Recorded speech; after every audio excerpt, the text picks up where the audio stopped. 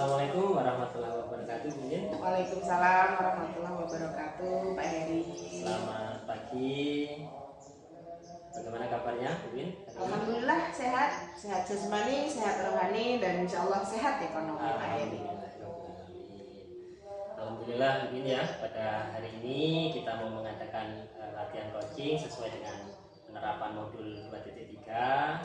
Nah, pada proses coaching ini saya nanti akan sebagai pengamat dan ada beberapa poin nanti yang akan saya amati seperti yang tergantung pada rubrik penilaian.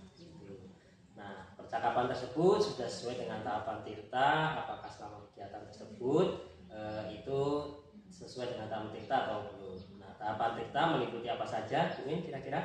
Ya, Pak Heri, tahapan tirta itu ada tujuan umum, kemudian ada identifikasi, rencana aksi, dan tanggung jawab. Iya, betul sekali, Bu Min ya. Mudah-mudahan semua tahapan tirta ini akan tampak dalam proses coaching nanti. Kemudian saya juga nanti akan mengamati ya kompetensi coach yang dimiliki oleh panjenengan. Nah, Bu Min serta indikator tercapaian tujuan tentang pengembangan yang diinginkan oleh Bu Min nantinya. Baik Pak Heri, mudah-mudahan saya bisa melaksanakan proses coaching dengan baik dan memenuhi semua kriteria-kriteria yang ada di rubrik penilaian nanti, Pak Heri. Iya, terima kasih Bu Mindari. Nah, sebelum kita melanjutkan ke proses coaching, ada beberapa hal nanti pertanyaan yang ingin saya tanyakan. Yang pertama di situ tentang kompetensi coaching, Bu Min ya. Di situ kemudian apa yang ingin Bu Min kembangkan terkait kompetensi coaching tersebut? Begini Pak Heri, jadi berdasarkan kompetensi coaching yang ada, yaitu yang akan saya kembangkan itu ada 3 hal, yaitu kehadiran penuh, kemudian mendengarkan aktif, serta mengajukan pertanyaan berbobot.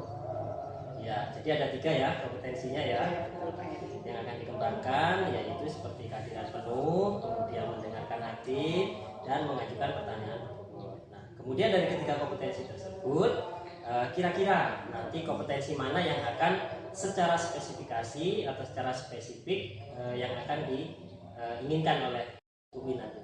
Baik Pak, jadi untuk dari ketiga kompetensi tersebut yang ingin saya kembangkan lebih lanjut yaitu tentang bagaimana cara saya bisa mengajukan pertanyaan berbobot Pak kepada coaching. Oh iya.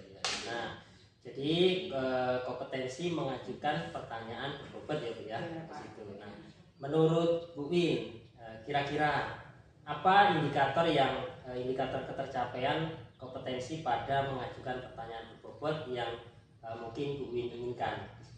Jadi harapan saya dengan mengembangkan kompetensi mengajukan pertanyaan berbobot ini bisa mengarahkan coach untuk mendapatkan solusi dari permasalahan yang dihadapi, dan coach tersebut bisa memunculkan ide-ide baru untuk menyelesaikan permasalahannya.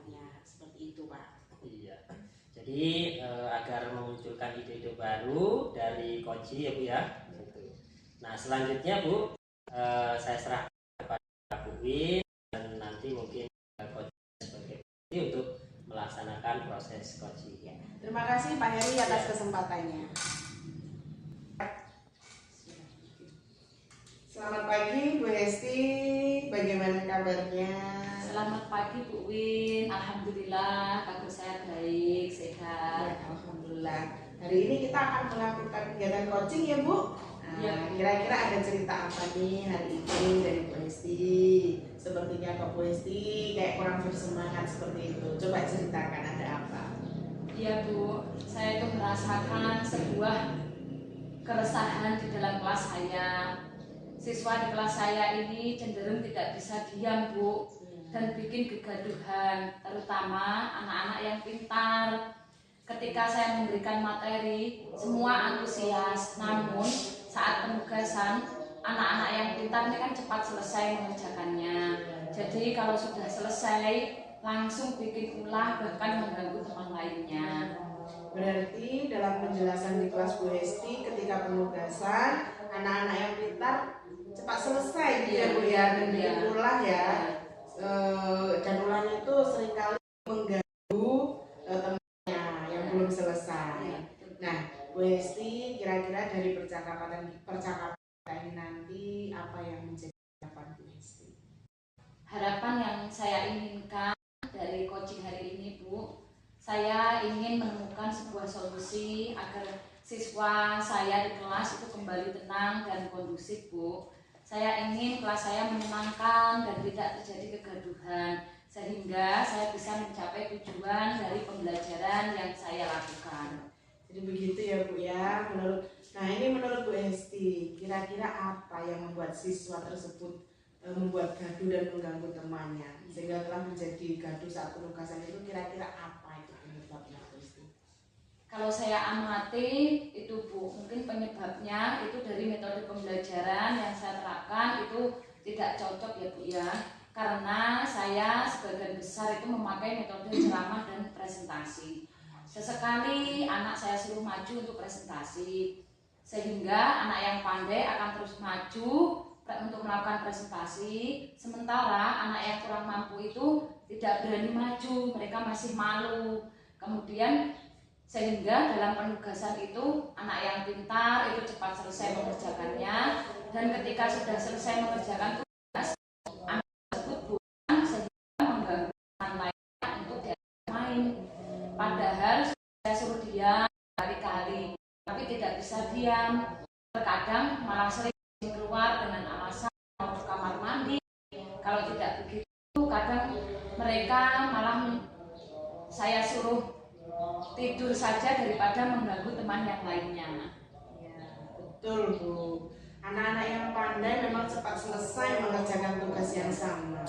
Mereka cenderung anak-anak yang aktif dan tidak bisa diam kalau ada yang pandai itu Bu ya. Nah sehingga ketika tidak ada tugas yang dikerjakan, dia akan mencari kegiatan lain.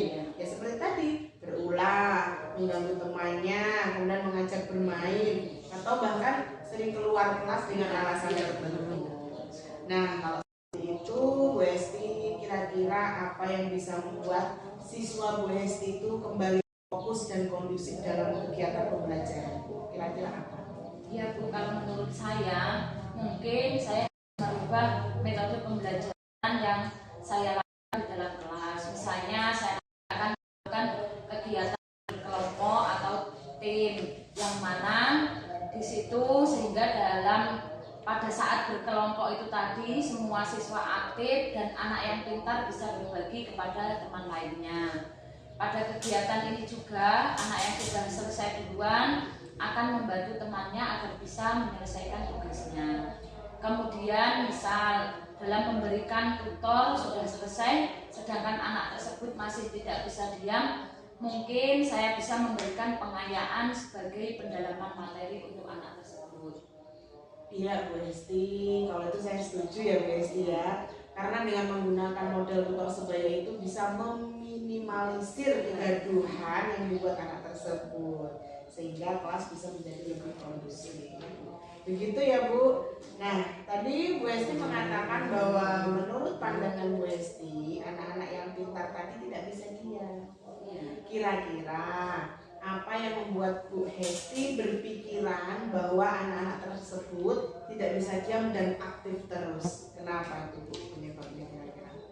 Penyebabnya karena saya sudah membuat asesmen di kelas saya bahwa anak-anak di kelas saya ini banyak yang kinestetik atau yang memiliki keterampilan gerak untuk memunculkan ide-idenya atau tidak bisa diam.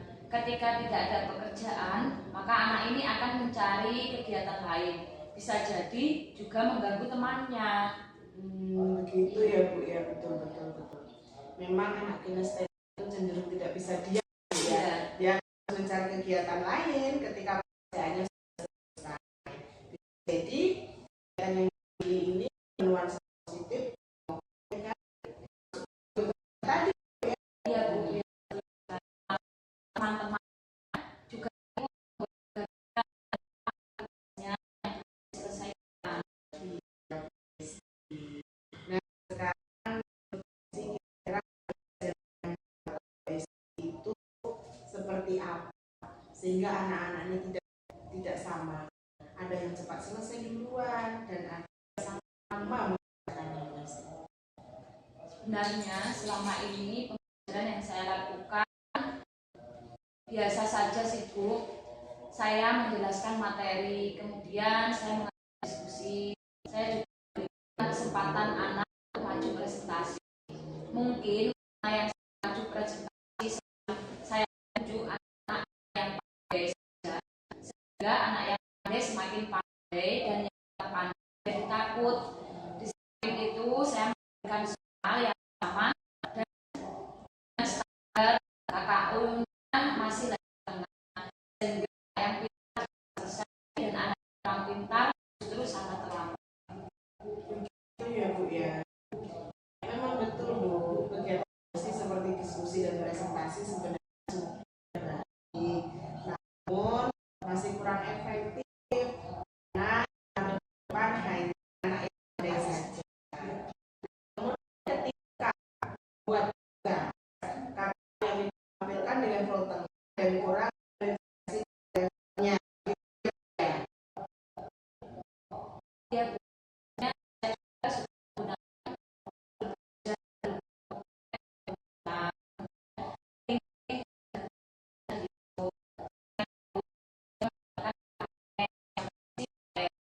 Dan juga soal latihan yang bisa mempermudah siswa anak-anak tingkat pemahamannya masih saya setuju itu sekali. Tetapi dalam undang-undang belajar sebenarnya boleh dengan minat anak bisa memilih diri dengan cara belajar. Nah, saya bersolusi atau dilakukan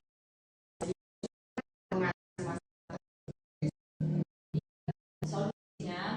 Saya akan menuntun anak yang tersebut untuk bisa menjadinya sehingga anak-anak yang tercipta oleh anak tersebut.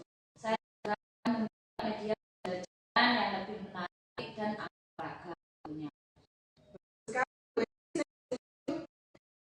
strateginya strategi apa yang Bu Hesti gunakan dalam mengembangkan suasana yang kondusif. Yang saya kerjakan adalah saya akan memberikan tuntunan kepada anak yang pintar supaya bisa menjadi tutornya. Kemudian saya akan menyiapkan serta memberikan kebiasaan anak untuk menjadi sumber belajar yang beretika serta penggunaan media pembelajaran yang menyenangkan. Saya juga akan memberikan kesepakatan belajar dengan siswa. Saya akan bertanya, kira-kira belajar seperti apa yang diinginkan siswa? Strategi yang Bu Hesti gunakan betul harus siswa sehingga belajar juga bisa mungkin menyenangkan siswa gitu ya. Kira-kira kapan strategi ini akan Bu Hesti mulai terapkan? Secepatnya Bu, mungkin minggu depan saya akan segera melaksanakan pembelajaran dari pihak berwajib. Ya, Bu Hesti, kira-kira ada keterlibatan orang lain melaksanakan strategi ini Bu Hesti dan peserta didik? Tentunya ada Bu, saya akan meminta bantuan teman saya yang ahli dalam membuat media pembelajaran yang menarik. Saya akan berkolaborasi dengan rekan-rekan saya terkait dengan teknik-teknik penguasaan kelas. Apalagi murid-murid saya ini sangat beragam. Ya, baik Bu, dengan adanya kolaborasi dan bertukar pikiran bisa menambah kekuatan bagi Bu Hesti ya. Nah, kira-kira menurut Bu Hesti, untuk target pencapaian keberhasilannya seperti apa? Target keberhasilannya? Untuk target keberhasilannya itu pencapaian keberhasilannya saya katakan kalau 8 siswa dan berhasil menyelesaikan tugas, maka bisa dikatakan pembelajaran saya lagi. Bagus, Bu Hesti. Mudah-mudahan berhasil ya Bu ya. Nah, sekarang apa yang menjadi komitmen Bu Hesti terhadap Komitmen akan belajar metode belajar menggunakan belajar dan media sesuai minat siswa dan juga akan membuat kesepakatan kelas mengenai pembelajaran yang menyenangkan bagi siswa. Baik Bu Esti, saya setuju ya, saya setuju sekali. Nah, kira-kira selain komitmen tadi, adakah dukungan yang Bu Esti perlukan untuk melaksanakan komitmen tersebut? Ya Bu, dukungan yang saya butuhkan itu beberapa referensi baik dari buku ataupun dari teman-teman tentang metode pembelajaran yang efektif. Saya juga butuh saran dari teman-teman tentang sumber dan media pembelajaran yang menarik, terutama sesuai dengan perkembangan anak zaman sekarang. Saya juga membutuhkan dukungan dari murid-murid tentunya, kira-kira pembelajaran yang bagaimana yang mereka inginkan. Ya Bu, itu ide yang sangat bagus Bu Esti. Terima kasih Bu Esti, secara tidak disadari Bu Esti sudah mendapatkan solusi untuk permasalahan Bu Esti sendiri. Saya hanya mendoakan Bu, mudah-mudahan rencana Bu Esti bisa berjalan dengan baik dan tercapai sesuai harapan. 1 minggu lagi saya tunggu hasil dari rencana asiknya Bu Esti ya. Semoga sukses ya Bu ya. Baik Bu, terima kasih sudah membantu saya melakukan coaching sehingga saya mendapatkan solusi untuk mengatasi masalah saya. Iya, terima kasih juga Bu Esti. Jadi pertemuan kita cukup ya Bu Esti, sampai di sini ya. Terima kasih Bu Esti. Terima kasih sama-sama Bu. Cap. Jadi, terima kasih Bu Win selaku coach tadi ya, dan Bu Esti juga selaku coach tadi. Luar biasa percakapannya tadi yang saya amati berdasarkan pengamatan saya tadi ya. Di situ ada percakapan coaching sesuai dengan alur kita, mulai dari tujuan, kemudian sudah terlihat dengan menanyakan harapan, kemudian percakapan, kemudian ada mengidentifikasi ya, jelas dengan melakukan pertanyaan-pertanyaan pokok seperti tadi. Nah, kemudian ada rencana aksi juga dan ide-ide juga yang sudah muncul dari pernyataan UST tadi ya. Yang akan metode pembelajaran dan sumber serta media yang menarik serta membuat kesepakatan kelas untuk pembelajaran yang menyenangkan siswa. Nah, kemudian juga alur theta yang selanjutnya tentang tanggung jawab sudah terlihat tadi Bu ya, di situ dengan mengungkapkan target dari rencana aksi tersebut. Nah, kemudian di sini ada beberapa pertanyaan Bu, ini yang akan saya tanyakan kepada Bu Win. Nah, di situ bagaimana ini perasaan Bu Win setelah melakukan percakapan tiga Ya, akhirnya seru sekali dengan percakapan saya dengan Bu Esti tadi. Kalau ditanya perasaan, saya senang sekali Pak Heri. Tanpa disadari, saya sudah berhasil membuat Bu Esti itu menemukan sendiri solusi dari permasalahan yang dihadapinya begitu. Nah, seperti pada kegiatan coaching tadi itu ada indikator ketercapaian. Nah, kemudian pada saat melakukan coaching untuk indikator ketercapaian pengembangan yang diinginkan bagaimana? Apakah sudah terlaksana atau belum? Kalau menurut saya sudah terlaksana Pak ya. Tadi indikator yang saya inginkan adalah rencana aksi. Nah, pada saat percakapan coaching tadi sudah memunculkan rencana aksinya untuk memperbaiki pembelajaran kelasnya. Dan menggunakan metode pembelajaran tersebaya, membuat kesepakatan kelas dengan sumber dan media pembelajaran yang menarik serta merubah pembelajaran menjadi pembelajaran yang menyenangkan bagi siswa. Iya. Nah, baik Bu Win, tadi di awal percakapan ingin spesifikasi mengembangkan kompetensi tentang mengajukan pertanyaan bobot ya. Iya. Nah, dan itu sudah bisa Bu Win lakukan dalam percakapan coaching hari ini. Ya, kemudian kompetensi apa lagi yang ingin Bu Win kembangkan berdasarkan hasil coaching yang barusan dilakukan? Baik Pak. Untuk kedepannya saya ingin mengembangkan lagi kompetensi tentang mendengarkan aktif Pak, agar dalam melakukan coaching saya bisa mendengarkan permasalahan yang disampaikan coaching dengan baik. Ya, jadi terima kasih Bu Win ya. Mudah-mudahan apa yang ingin Bu Win kembangkan terlaksana dengan baik dan Bu Win dari serta Bu Esti. Kali ini saya